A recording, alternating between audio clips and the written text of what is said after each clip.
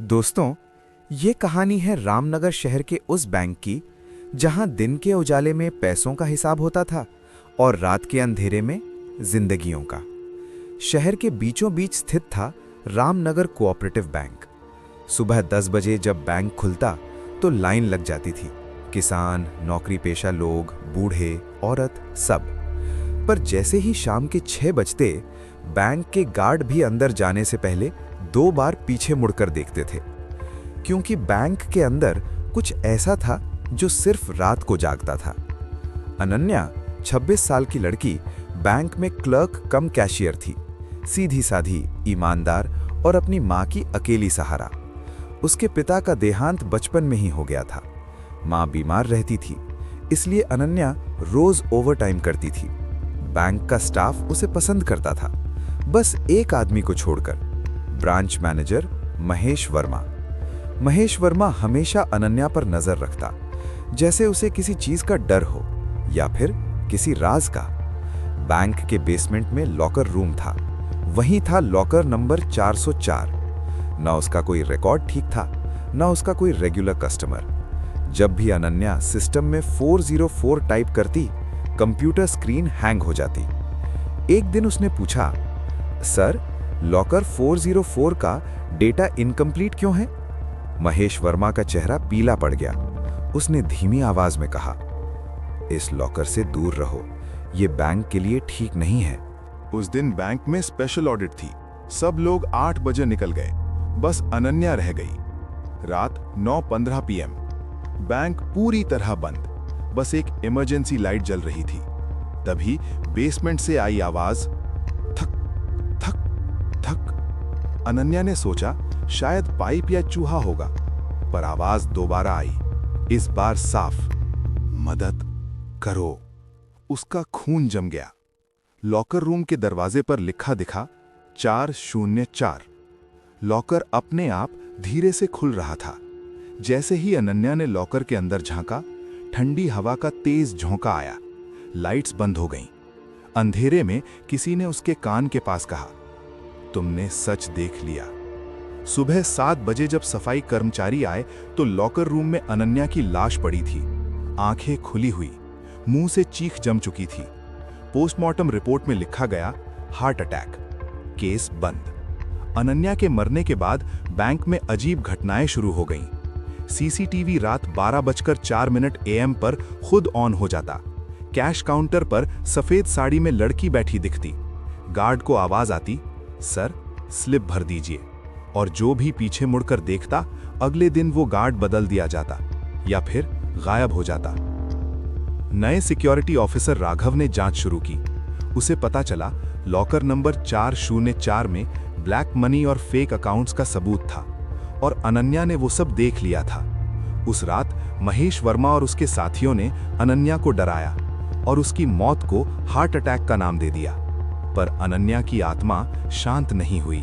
पंडित ने कहा, जिस आत्मा के साथ अन्याय होता है और जिसका सच दबाया जाता है, वो राक्षसी आत्मा बन जाती है। अनन्या का भूत अब बैंक का हिसाब लेने लगा। लॉकर नंबर 404 अब भी रात को खुलता है, और जिसने भी उस राज को छुपाने की कोशिश की, वो बैंक से जिंदा बाहर नहीं निकला। आज भी रामनगर के लोग कहते हैं, बैंक सिर्फ पैसों का घर नहीं होता, कभी कभी वो आत्माओं का कब्रिस्तान भी बन जाता है। दोस्तों, पिछली कहानी में आपने सुना कैसे अनन्या की मौत को एक हार्ट अटैक का नाम देकर रामनगर कोऑपरेटिव बैंक ने अपना काला सच छुपा लिया।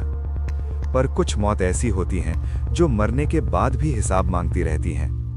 अनन्या की आत्मा अब सिर्फ दिखाई नहीं देती थी, वो महसूस होने लगी थी। अनन्या की मौत के 7 दिन बाद नाइट गार्ड सुरेश अपनी ड्यूटी पर था। रात 12:04 पर बैंक के सारे फैन एक साथ चल पड़े। कैश काउंटर की घंटी बज उठी। टिन। सुरेश ने घबरा कर कहा, कौन है? काउंटर के पीछे सफेद साड़ी में एक लड़की बैठी थी, चेहरा झुका हुआ। सर, बैलेंस चेक करना है। सुरेश ने जैसे ही रजिस्टर उठाया, उस लड़की ने अपना चेहरा उठाया। आंखें खून से भरी हुई और गर्दन उल्टी मुड़ी हुई। सुबह सुरेश स्ट्रांग रूम के अंदर बंद मिला, जिंदा पर पागल। नए डीएसपी राघव सिंह को केस दिया गया। सीसीटीवी फुटेज में सिर्फ एक बात रिपीट हो रही थी। अनन्या रात 12:04 पर लॉकर नंबर 404 के सामने खड़ी होती और धीरे से कहती, हिसाब पूरा करो। फुटेज में महेश वर्मा का नाम सुनते ही स्क्रीन ग्लिच हो जाती। महेश वर्मा अब रोज पीने लगा। उसने कहा, उस लड़की को वहां मत लाओ, वो मुझे रात को बुलाती है। एक रात उसके घर के बाथरूम के शीशे पर लिखा मिला, 404, सच का लॉकर खोल दो। पंडित शास्त्री ने कहा, ये आत्मा बदला नहीं मांग रही, ये इंसाफ चाहती है। या तो लॉकर का सच बाहर आएगा या फिर बैंक में एक एक करके सबका हिसाब होगा। एक रात राघव, पंडित और पुलिस टीम। दोस्तों, महेश वर्मा का जुर्म सबके सामने आ चुका था, पर अनन्या की आत्मा अब भी पूरी तरह शांत नहीं हुई थी, क्योंकि सच का सिर्फ एक हिस्सा ही बाहर आया था। बाकी सच अभी जिंदा था। बैंक फिर से खुल गया, नए स्टाफ आ गए, पर एक चीज नहीं बदली।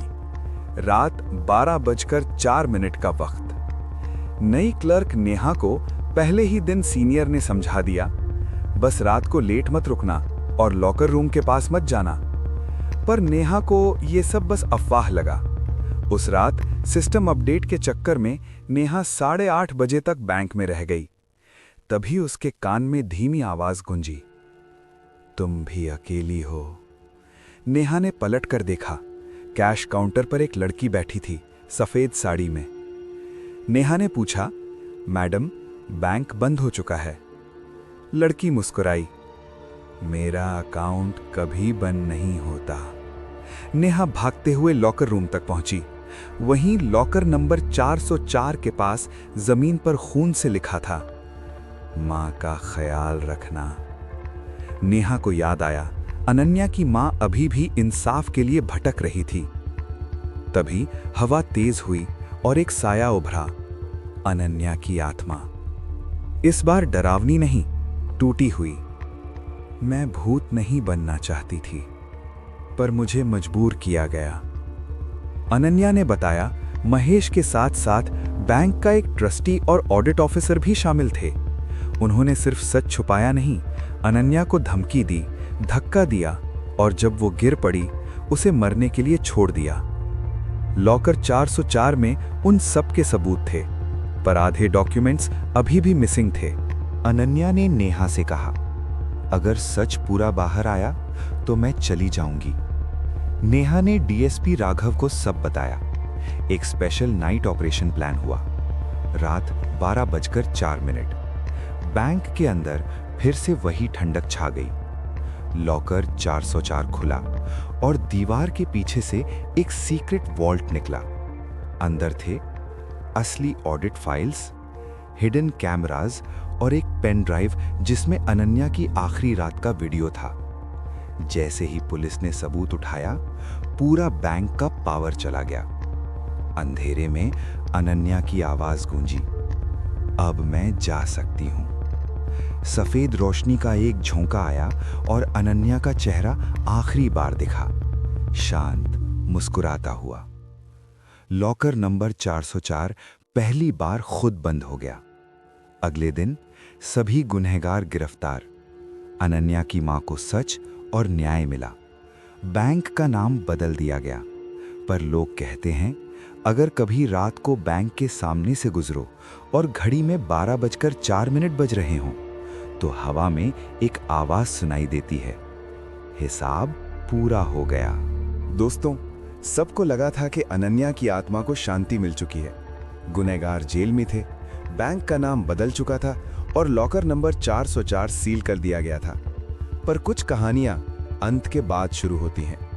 बैंक में नया मैनेजर आया, विक्रम मल्होत्रा। उसे पुराने रिकॉर्ड से नफरत थी।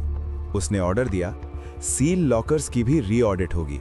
स्टाफ ने मना किया, सर 404 को मत खोलिए। विक्रम हंसा, मैं भूत भूत नहीं मानता। रात 11:59।